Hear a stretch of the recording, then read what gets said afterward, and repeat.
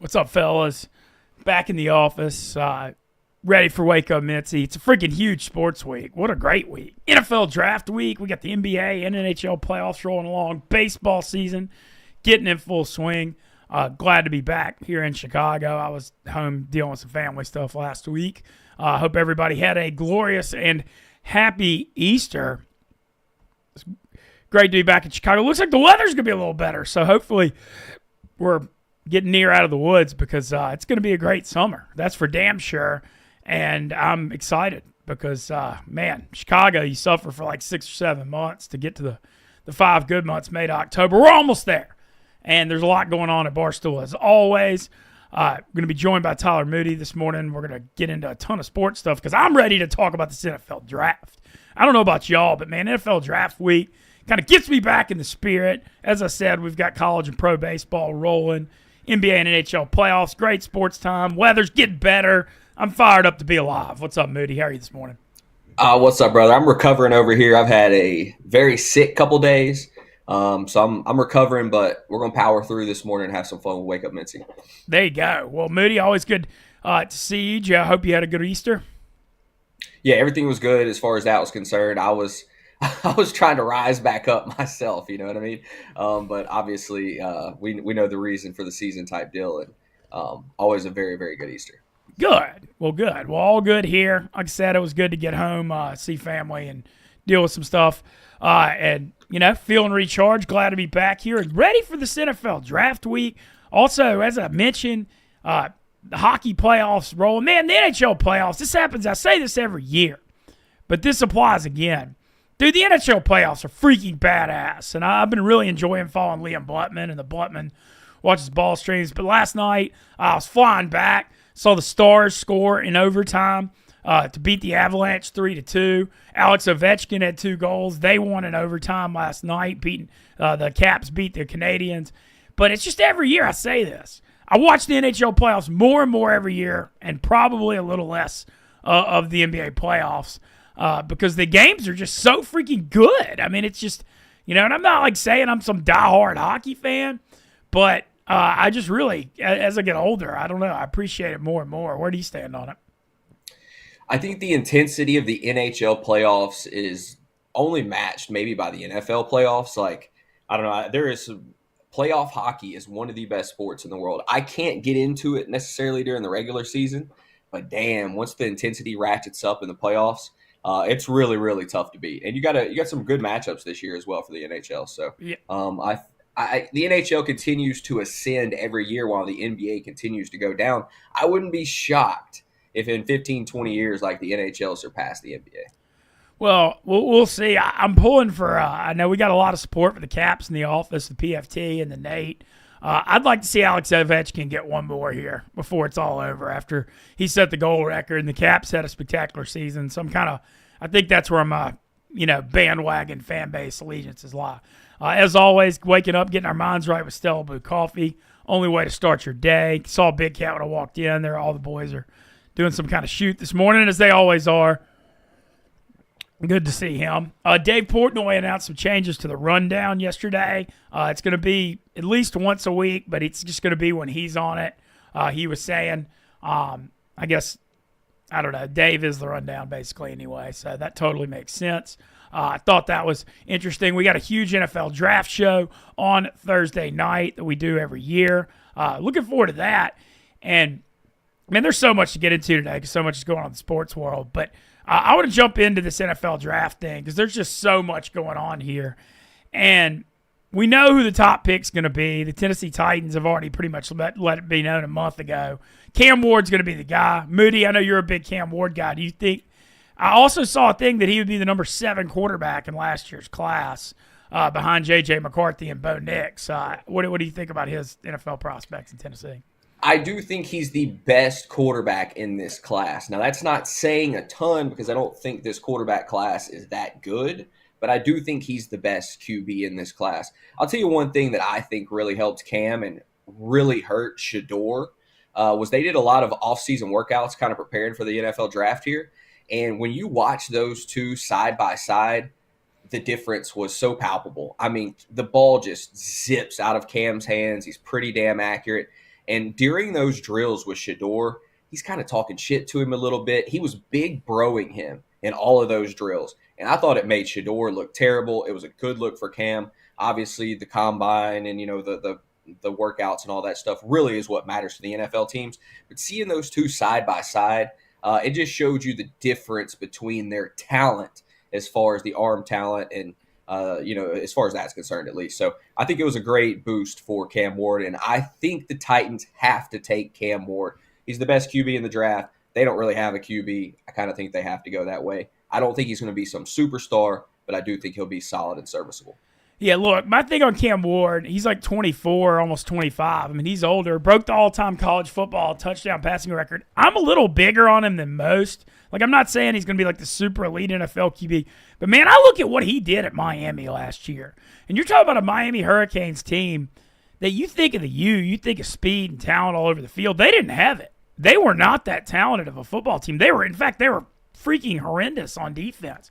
And he dragged them to 10 wins last year. I thought that was an unbelievable job. I mean, I don't know if you remember their games last year. They were winning 44-41, 41-38. I remember they were down 34-10 at Cal. He brought them back. Even the game they lost late in the season that cost them the ACC championship game, they scored a shit ton of points against Syracuse.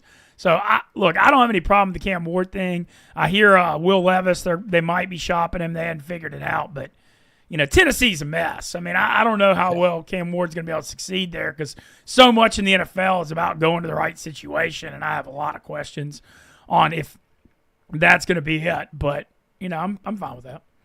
The other thing for me that stood out with Cam when I watched him play in college, especially last year, was his pocket presence. He has an insanely good pocket presence, and he just looks so calm back there. His ability to survey the field, navigate around, and make throws, sometimes off platform, is really good. I mean, he has that talent in the bag. Offensive line play is always big for any quarterback, no doubt about it. But Cam Ward had some really good offensive line play at Miami, had a lot of time to throw the football. That's the only thing for me that I think may be different for him in the NFL. I want to see how he adapts to that.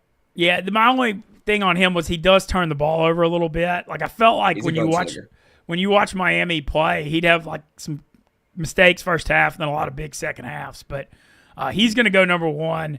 We all know Travis Hunter, pretty much Cleveland announcing he's going to go number two. He's going to play both ways too. They're saying they may play him more at receiver than corner, which surprised me a little bit. But that's going to be exciting to see a guy truly go both ways in the NFL because I don't, you've seen like people play a little bit. Like I like Troy Brown, I remember used to play receiver and corner for the Pats, but we haven't seen this in a long time. No, we haven't. And you have to allow him the chance to be great, right? If you're spending the number 2 overall pick on him, this is who he says he is. This is who he believes he is. You have to give the young man a chance to be great. Maybe he ends up being an elite wide receiver and corner. I don't necessarily know that that's going to be the case. I actually thought, based on what everybody else was saying, this is not my opinion. I haven't watched Travis Hunter a ton, but they thought he would be a better corner in the NFL than a wide receiver. So I'm curious to see how that pans out in the end. Is it also possible that these two Colorado kids don't translate as well to the NFL because they've been playing in the Big 12, having success against some of the lesser competition? I don't know. I'm a little more – I have bigger question marks for Travis Hunter and certainly Shador than I do a guy like Abdul Carter, who's going to be going to the Giants probably at 3. Yeah, that brings up the third pick. I mean, I think everybody thinks the Giants are going to take Abdul Carter. How can you not, man? When you get an elite edge rusher, they're saying his injury concerns are not too concerned. I think there's been a lot of background checks on that. But, man, look, you can't go wrong getting an elite edge rusher at 3. I know the Giants certainly, they have Russell Wilson and Jameis Winston now at quarterback. They might be looking for one later. But, I mean, this is something I want to get into. I mean, behind Cam Ward, I think there's a chance Jackson Dart and Shador Sanders could be falling a little bit. I thought it was a sign that both of them aren't going to the draft in Green Bay, and that's probably not a good sign to me. I know there's teams that need quarterbacks, and, none more than the New Orleans Saints right now after this Derek Carr mess, which I have a lot of thoughts on. But I kind of don't see either one of them going top 10. I'm curious to see if either one of them go late first round. Yeah, you know what's interesting when you start looking through some of these mock drafts, there are people that have the Saints taking Jackson Dart at 9. I can't I think see that it. will be I think that would be a mistake. I think it's too early. I think if he falls and the Saints want to trade back up into the back end of round 1 and take a shot on Jackson, I think that makes sense. But yeah, the quarterback class behind um, Cam Ward, it's a ton of question marks for me. I would rather wait until next year, get the kid from Clemson. I think he's better than these guys. I personally would wait, but I'm curious to see what happens. I think Abdul Carter is the number 1 player in the draft. By the way, I think the Giants are going to be getting a steal at 3. They should be super happy to have that happen if it falls that way. No, I agree. I agree completely. And then round out the top 5, New England's the 4 pick, Jacksonville's the 5. I really want to see Will Campbell from LSU. He grew up in my hometown, and I know his family a little bit. So I would absolutely love to see someone live the Louisiana dream of going from Neville and Monroe to LSU to New Orleans, because I don't know if anybody's ever gotten to do that. And so that would be cool to see, but I don't think he's going to fall. I'm seeing these mocks are projecting the Patriots to take him at 4. And look, if you're the Pats, why would you not take him? There's some questions about his arm length at 33 inches. Man, he's an elite pass protector. You've got your franchise quarterback you like in Drake May. Why would you not get, a stud left tackle to protect him? It's too obvious. I think in this draft in particular, you try and take the sure things. Abdul Carter, Will Campbell, those are 2 guys that the NFL pedigree is just so obvious with them. I think they're the 2 cannot miss players in this draft. There's especially Will Campbell. I mean, he's been so damn good at LSU. LSU turns out offensive lineman like it's no problem. I think he's going to be a stud, probably for the Patriots. The Jaguars could not pass on him at 5 if he falls. They would be fools to let that happen. But I think he's probably going to go to New England as well. Yeah, that's kind of what I'm thinking too. And then rounding out the top 5, everybody's projecting Mason Graham, the Michigan D tackle stud, to the Jags. I mean, you can never go wrong with first-round D lineman. I mean, Michigan's been so stout up front.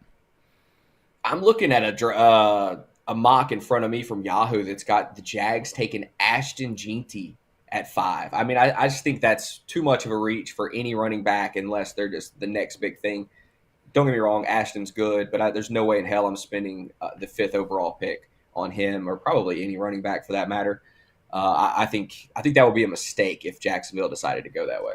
Yeah, no, I've seen the mock I was looking at took Genty to the Raiders at 6, and I know he's a stud. I'm not hating on him, but I agree with you. Look, the running back first round thing. I mean, I don't know about a top 6 pick. We'll see though. The Raiders need playmakers. I mean, they need a running back. They also need a shit ton of other stuff when you look at their current roster.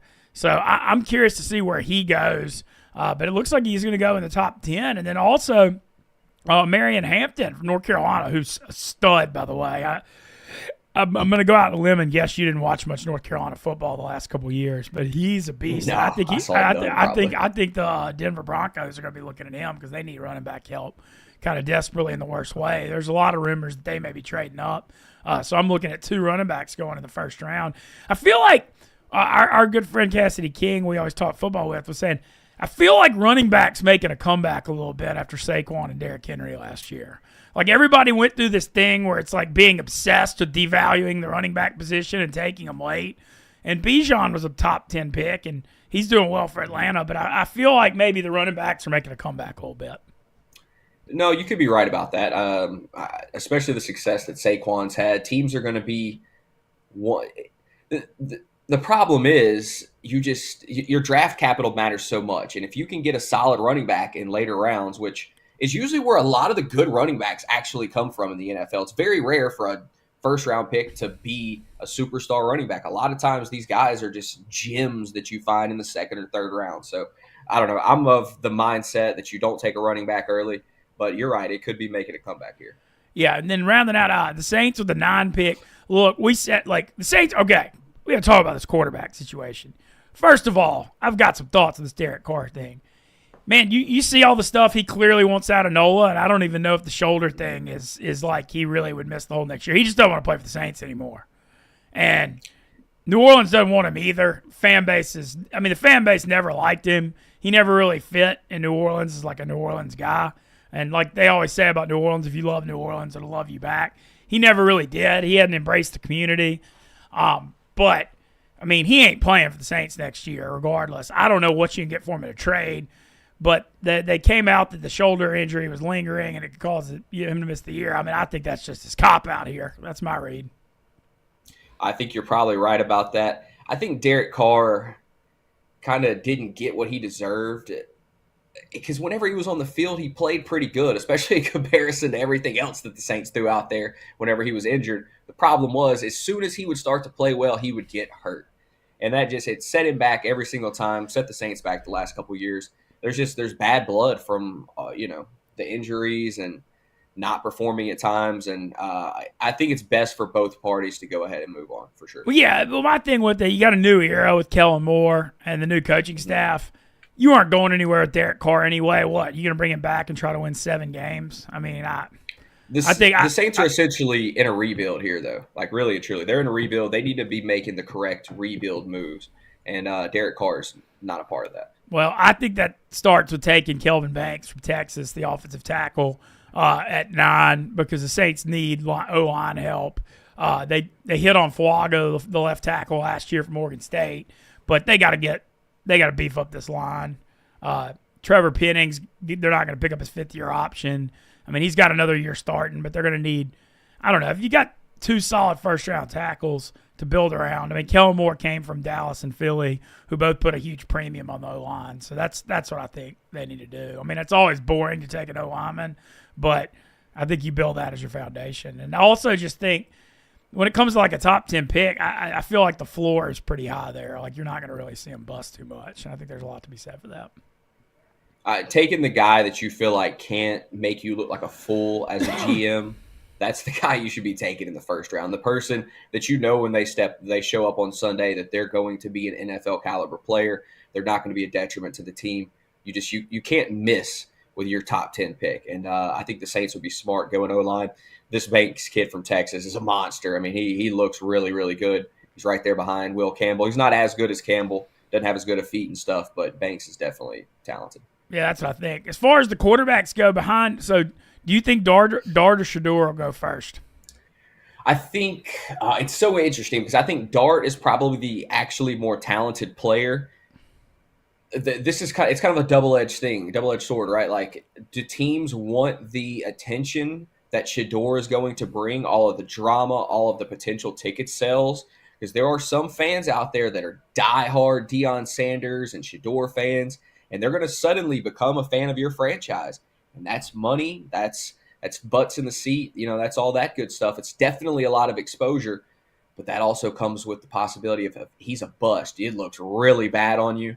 I think Dart's the better player. I think there is actually a chance that Shador could go higher just because of the green stuff, though. Okay. Well, no, I agree, especially if you're a struggling franchise, that makes sense. Yep. The Steelers quarterback situation also a mess right now because it looks like Aaron Rodgers didn't go in there and Russell Wilson's gone. They don't know what they're rolling out right now. Yeah, what the hell is Aaron Rodgers going to do, by the way? I don't think he knows. I think he keeps waffling. I don't think anybody I feel like he's going to end up somewhere, right? My read on him was it seems like he wants Minnesota pretty bad. I can see that's kind of my read. And he wants to go in, and he said he wants to be a 1-year mentor to J.J. McCarthy. But it hadn't worked out yet. The Pittsburgh thing I think would be fun to see for sure. Mm-hmm. But it seems like he wants – I don't know. The read I've got is that he wants Minnesota. And I don't know if they're going to take him or not. I think they're debating it still. But I don't know. It's crazy, but I'm very curious to see. I think the Saints, what you could see is the Saints, Mickey Loomis, the president, always loves to trade up in the draft, which is ridiculous. Like, every year he trades all his picks to move up. Like, I hate that. I don't like that strategy at all. But I could see them trading back up into, like, late first round, early second round to get Dart. But you're not rolling into the season with just Spencer Rattler at quarterback. You got to get somebody. No, you can't. Rattler, we watched enough of him at the end of last year. He doesn't have it. They gave him an opportunity. He had 3 or 4 starts down the stretch. He definitely wasn't that guy. I actually think the Saints trading back up to 26, 24, somewhere in that area and taking Jackson Dart would make sense. I know you don't necessarily like the trading up thing. No, but I think in that spot, you got to have you got to get a quarterback. What are you going to do, roll out the year with just Spencer Rattler? I mean, you got to do something. Of the other quarterbacks behind them, people are kind of hyping Tyler Show from Louisville, who went to Texas Tech. Jalen Miller has got unbelievable athleticism. I think he could, I know a lot of people are super down on him, but I think in the right situation, like he needs to go to a team. I feel like he could be good on like a dome team on turf because he's so fast. But he's another option, but I don't know, man. It gets kind of murky on that. PMT, Big Cat, they named Mr. PMT as Dylan Gabriel, who looks like a sixth rounder from Oregon. But they always do like a Mr. PMT for the draft, and that's going to be their guy. But Saints got to get a quarterback. But, I'm excited about the draft. It's always fun just getting any this week because you get to talk football during the long off season, and it's gonna be a lot of fun. I'm excited about the draft show on Thursday night too. It's always a lot of fun with Brandon Walker and Nick Tarani hosting it. I'm pretty sure I'm gonna be on for the Saints pick again, me and Megan, like we've kind of always are. Yeah, that'll be a lot of fun. Cowboys drafting at 12. Unfortunately, the Cowboys cannot draft a new owner. I think that is the number one glaring hole for the Dallas Cowboys right now is their owner. You can't get any of those in the drafts. I see the Cowboys taking Matthew Golden from Texas in a lot of these mocks. I mean, I like the kid. He's going to be a talent. To pair him up with CD would be great. Don't get me wrong. I feel like it just feels like the Cowboys usually do a pretty good job in the draft, but they just don't put it together in the season. Like they really have done a pretty damn good job over the last few years of drafting, but it doesn't come together once the playoffs roll around. So I'm curious to see what the Cowboys do. I wouldn't hate Golden. But it's kind of one of the sexier picks versus taking, D-line or something. It seems like the Cowboys usually take O-line in the draft too. I mean, that kind of a lot of times they do, yeah. And they don't miss on them too often. They've had a great run over the years with their offensive line picks. So I'm curious to see where they go early in this one. If they go Golden, I think the fans will enjoy that because it's going to give Dak an extra target. Yeah, and he ran a 4.29. Really showed out at the University of Texas. Caught that long touchdown in the playoffs. Also started at Houston before he went to Texas. So, I feel like locally that would be a hell of a big hit. Go ahead. Yeah, a couple things from chat. Our boy Papa Smurf was saying, I think the Browns pair Hunter and Sanders back together. Now that is something I could see happening. Especially if Shedeur keeps falling, the Browns move back up into the back end of round one. Take or beginning of Sanders, or beginning of the second if he continues to fall. Definitely also possible. That would be a shot of life for the fan base. The most sense, yes. That is a team that needs it. They're already used to the drama. They're used to their quarterback, being hated by half the public and everything. So that's not new territory for the Cleveland Browns. That is a franchise that it actually makes sense for. Would not be surprised to see Shedeur end up in Cleveland either. Yeah, and when you look at the Browns situation too, because the Deshaun Watson contract has been such a disaster, they need to get a rookie quarterback. I know they brought Flacco 100%. Back in, but I don't think you're rolling him with Flacco as your day one starter. You kind of have him in there as a veteran to compete. But no, I could see it. I think that would be something I could see in the draft. So look out for Cleveland parent. Boy, that would be super popular. That's for sure. Yeah, my best friend, his grandpa is in the Cleveland Browns Hall of Fame, Seth Garlington. So he has already said that he thinks Shedeur is the right play. He's my resident Cleveland fan, So he actually likes Shedeur in the second round. He would, he doesn't want to take him early, obviously, but he said second round. If it happens, it happens. They have to get a quarterback at some point, and it kind of feels like the signs are pointing to Shedeur. Yeah, so Shedeur, Cleveland, and Dart to New Orleans on a trade-up or the Wake Up Mintzy predictions. Yeah, I'm willing to roll with that. Yeah, and Papa Smurf threw it out there first, and I completely agree. Yeah, well, it certainly would be interesting to see. NBA playoffs rolling on, too. I want to touch on that for a minute. Last night, Pistons evened it up with the New York Knicks with the win at Madison Square Garden. The best series so far, though, is this Clippers-Nuggets series. Man, two thrillers. Nuggets won 112 to 110 in OT. Game one, the Clippers won 105 to 102 last night. I think people forget how good the Clippers are when Kawhi's actually playing because he's been out so much the last few years. But this looks like it has the makings of a 7-game series, and to me, it looks like the most competitive series so far. Yeah, no doubt about it. It's incredibly fun. Watching Nikola Jokic play basketball is it's mesmerizing. He's so much fun to watch. The difference between Jokic and Russell Westbrook is so funny because Westbrook can be so out of control at times, make terrible decisions, and then you got Jokic, who's always under control, always seems to make the right decision. They are so funny to watch play basketball together, but it has been working. I think the Nuggets ultimately win this series just because I think Jokic is that good himself. Yeah, well, I'm watching that series pretty close. It's a really good one. When I ask, looking around the rest of the league, Golden State, the 7 seed against Houston, the 2, but Golden State was like a minus 185 favorite going to the series. And Golden State, man, their defense dominated them game 1. That's a contrast in the youth of Houston, who hadn't been to the playoffs yet, against Steph at 37, Jimmy Butler 35, and Draymond 35, the old Wily veterans. I believe you have a Golden State futures. Yeah, I took Golden State 22-1 like a week or so before the play-in games even started, just because I wanted some kind of sweat down the stretch. Obviously I'm a Mavs fan. That didn't work out very well. So I wanted some kind of sweat. They were on a great run ever since Jimmy Butler's gotten there, and so I threw something down on the Warriors. I'm pulling for them. They look great defensively. Draymond Green deserves a ton of credit for what he does for them on the defensive end of the floor. I mean, he gets a lot of hate, but damn, he deserves a lot of credit. He's possibly the defensive player of the year.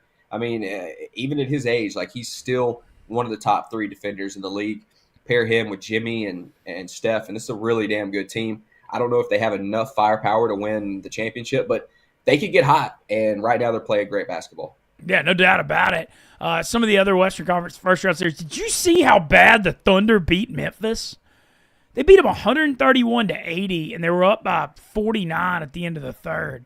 I mean, my God. And I feel like there's been this whole thing. Well, the Thunder were dominant all year. SGA, you can make a case, has a good chance to win the MVP. But I think just because they're young, maybe that people don't give them the respect when it comes to the playoffs yet. And they lost second round to the Mavs last year in 6 games. But damn, I mean, 51. Moody. I mean, come on, Memphis. You got to show up a little more than that. Memphis just feels a little checked out. I don't know. Oklahoma City's damn good. Like, they don't really have a hole. They can beat you any way that they need to. SGA is a stud. I mean, this kid can flat out play. So they're going to roll through this series. They should roll through this series. Would not be surprised to see them playing for the Western Conference Championship. I think they're one of the best teams in the NBA, obviously. Yeah, and then the other one I want to mention, the Lakers T-Wolves series could be fascinating too, because Anthony Edwards and T-Wolves came in and made a huge statement game 1, dominated the Lakers, and a lot of people obviously excited about the Luka thing with the Lakers, but now they have game 2 tonight. Lakers really need to bounce back. They're a 5.5-point favorite on DraftKings. But, man, I feel like this series could be a war. I mean, Minnesota made the Western Conference Finals last year, losing in 7 to the Mavs, and everybody just completely forgot about them. They did have a slower start to this year and kind of, snuck in on the back end, but they showed last year in the playoffs that they can get it done. Anthony Edwards is a dog. They got a lot of other, they got a good team. They had Julius Randle and Rudy Gobert, and then Naz Reid hit 6 threes in the opener. I don't know. I felt like that game 1 was a statement to remind everyone that, like, it's not just an easy check-the-box Lakers roll-on thing.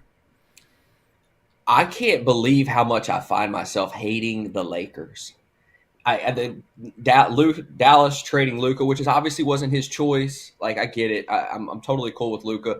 But him being paired with LeBron just pisses me off to see it on the floor. I'm cheering for the Timberwolves. I hope they beat the piss out of them here.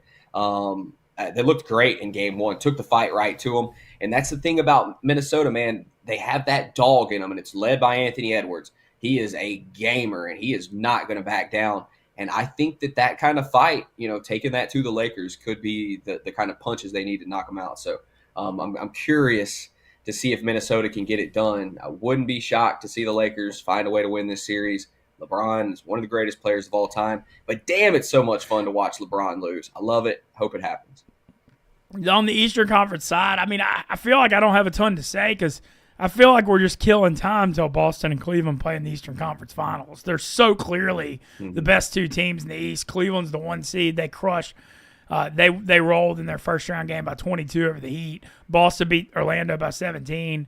I mean, I know the Pacers beat the Bucks and the Pistons Knicks is 1-1, but I don't know. I just feel like there isn't really a lot to say because I think we're headed for that Celtics Cavs Eastern Conference Finals, which could be a very epic series.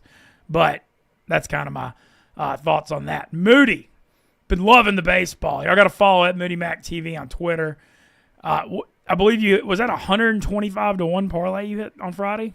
Yeah, like 121-1. We got a 58-1 in there, 46, couple 28s, something like that. Like I think I've hit 6 home run parlays so far this year. Tons of singles, up like 60 units so far, and we're only a month into the season. You know, I set my sights on making 100 units this year. I may have to reset my goal here soon because we're cooking right now. I was absolutely dominating, like couldn't miss for a week. Then I got sick. Your brain stops functioning as well. And kind of cooled off a little bit the last couple of days, but we're about to bounce right back and get hot once again. It is Dinger Tuesday, so we're definitely going to have some bangers out today. Yeah, and then shout out, you mentioned it off the air, but I want to mention it on the air. The DraftKings no sweat bet every day. It's awesome. Just throw it in there on one of Moody's home run parlays. I mean, it's an amazing promotion. You literally get a free long shot. You just take one of those home run bombs every day, and you get the bet back if you lose. I mean, it's a free lotto ticket. Got to do it.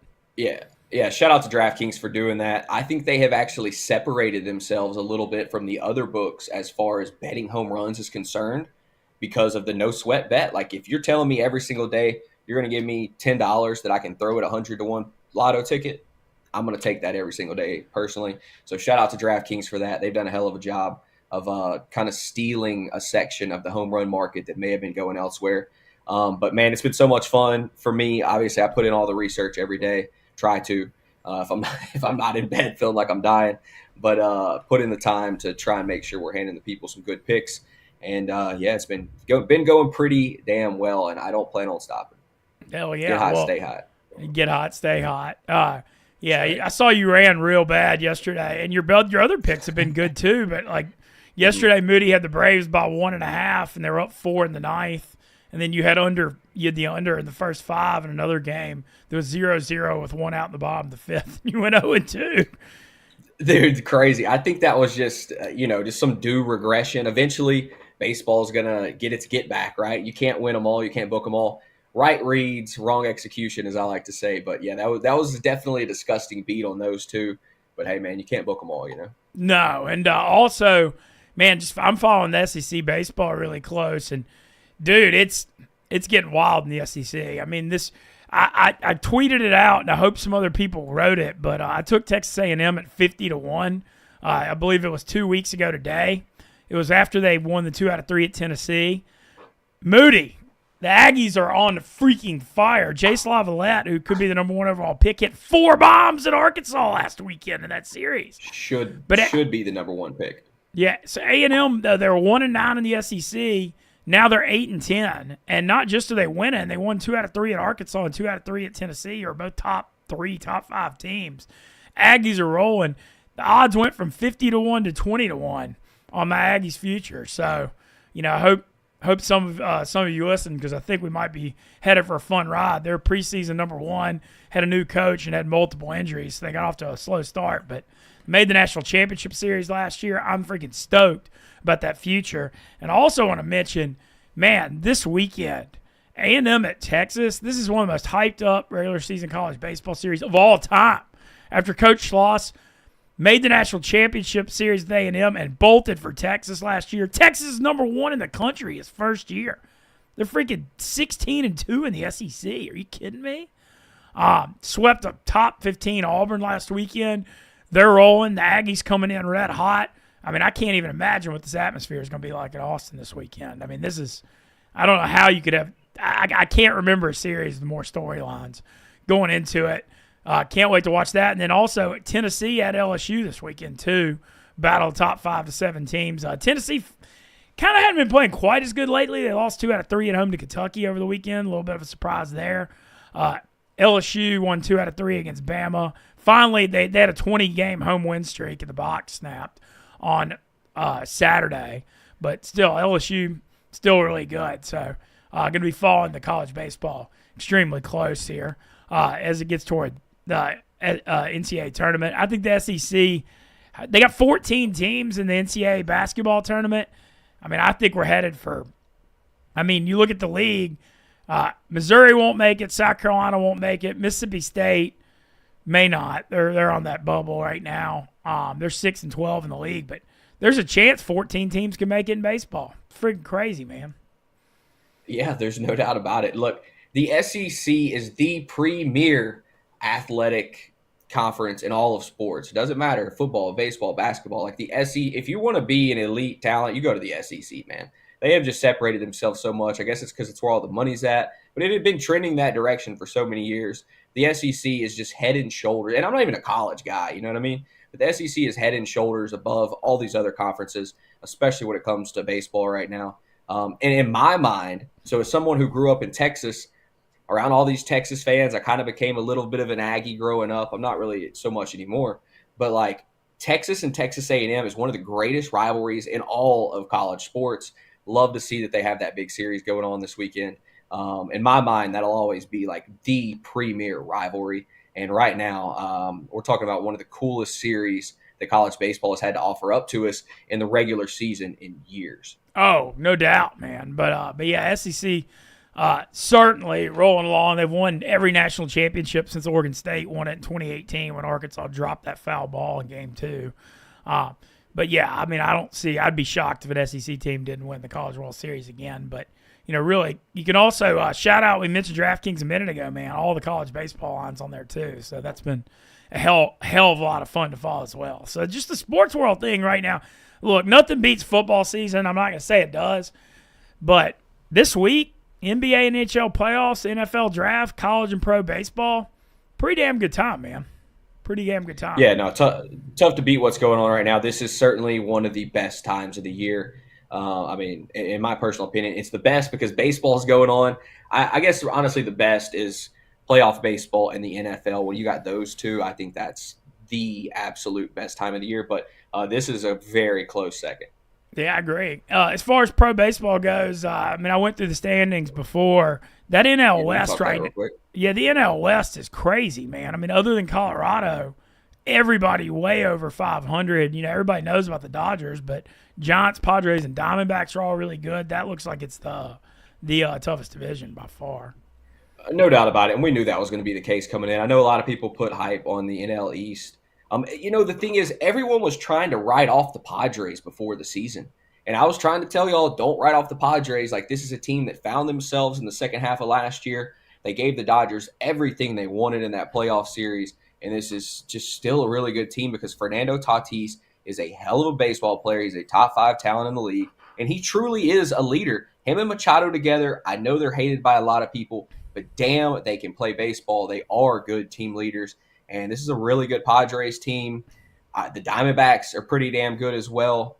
Corbin Carroll, one of the best players on the planet at the moment. And then don't write off the San Francisco Giants, man. That is a scrappy-ass ball club. They've got pitching. They've got hitters that are stepping up for them right now. Mike Yastrzemski has been pretty damn good. Jung-Ho Lee has been incredible. And then at the top of the division, no shocker, it's the Dodgers.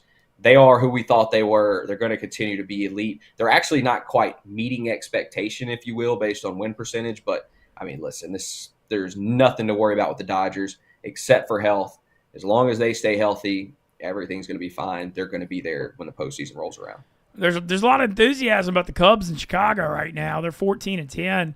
The thing is, they've been able to hit. They've been hitting the ball though, and I know people. You know, it's going to be a hell of a lot more fun summer up here if the Cubs are in first place. So I'm kind of glad to see it. Such a good trade for the Cubs to go get Kyle Tucker. In the end, we may find out that the Cubs lost that trade because how good Cam Smith is probably going to be. No, he's looking good. But in the short term, though, the Cubs definitely won the trade. What they have gotten from Kyle Tucker, especially if they're able to sign him to a multi-year deal, they give him a long-term contract. He's a Cub for the rest of his life. The trade looks great then. You know what I mean? If he somehow slips away in free agency, I think you look like idiots. But you have to lock him up if they lock him up, which I think they will.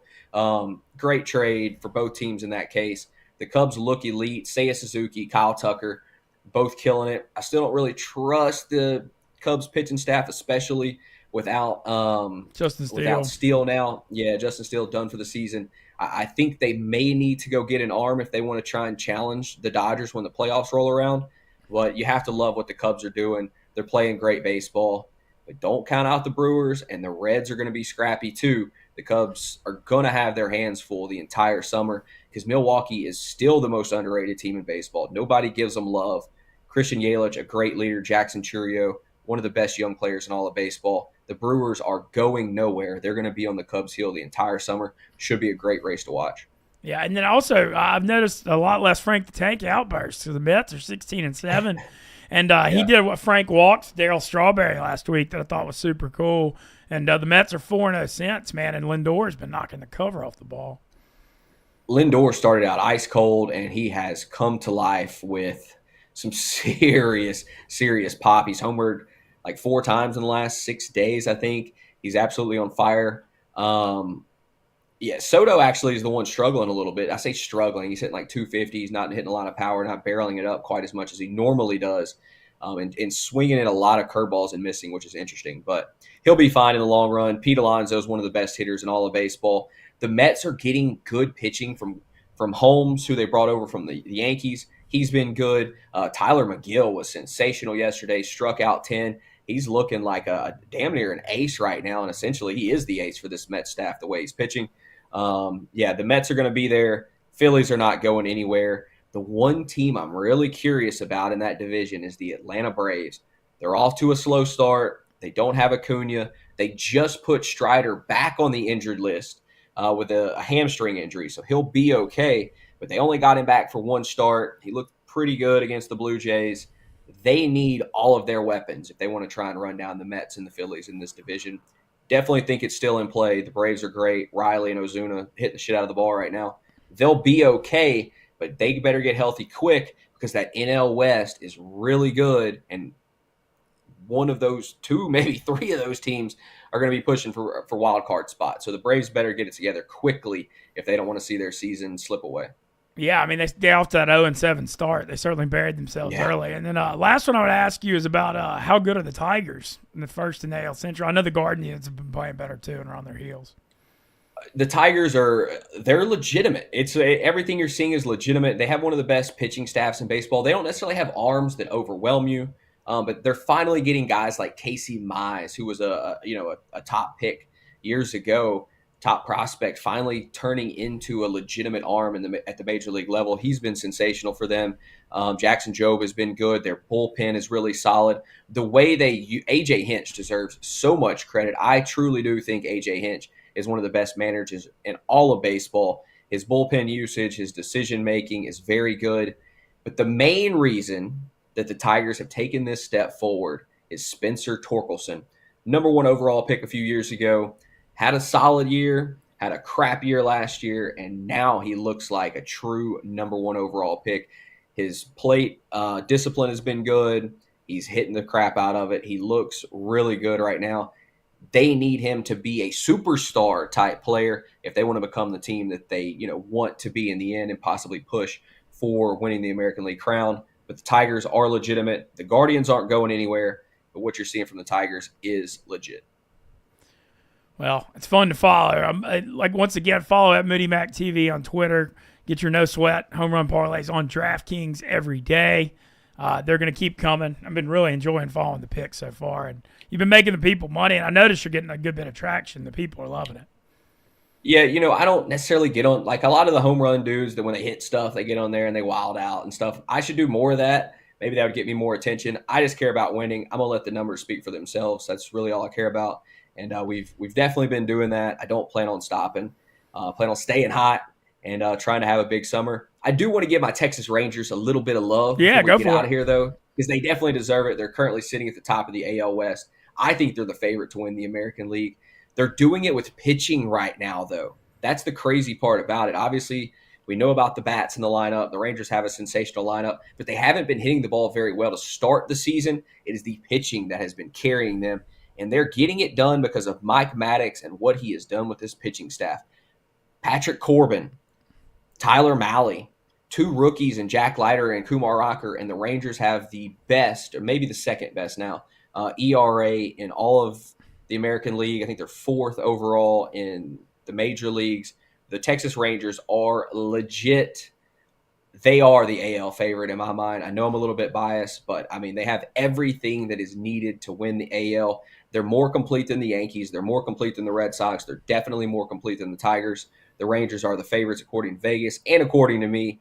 Couldn't agree with them more. Texas is going to be there, especially once the bats start to get hot. And it's going to happen. Like, it's starting to happen just a little bit right now. I think Texas is going to win the division, win the AL. Don't write off the Astros. They're still good. I don't trust the Mariners too much, but yeah, Texas looks great, man. Hell yeah, man! Why not? That means good baseball season. You took them 8 or 9 to 1 to win the AL before the year. I have them at 11 to 1 to win the AL. Actually, 11 to 1. I grabbed them before. I grabbed them months ago. You know what I mean? I kind of saw this coming. I actually took them right after they signed Jock Peterson, and Jock Peterson, coincidentally, has been the worst player in all of baseball. He can't hit the ball for crap right now. He looks terrible. But fortunately, the Rangers have guys like Josh Smith and Harris as well that can step up and swing the bat, and they're swinging it well right now. Texas, they have a little bit of everything, and the bullpen is holding up at the moment. And the one thing about the Rangers that I'm confident in is the fact that Chris Young, the GM, will go make a trade at the deadline to get what the Rangers need to try to succeed. So I love the spot that the Rangers are in. Obviously, health is paramount. DeGrom looks healthy right now. That's a big key to this entire thing. Need to keep Seager healthy. If all that happens, Texas is going to make the playoffs, and I think they're going to be the toughest out once the playoffs roll around because they have that guy, Bruce Bochy, and he's got that every other year magic. I mean, Bochy, he made that run with the Giants where they won championships every other year. Maybe the same thing happens with the Rangers. We'll see. Hell yeah! Well, I'm glad to see. I love the enthusiasm for baseball because we got a long season ahead. We got more money to make on DraftKings Sportsbook. That's for damn sure. That's right. All right, we're gonna get out of here. Once again, shout out Dude Wipes. You can find them at Amazon, Target, Walmart, all over the world. Let it rip with Dude Wipes. I literally can't imagine my life without them. Amazing product. One use of Dude Wipes will change your life. We'll see you guys tomorrow.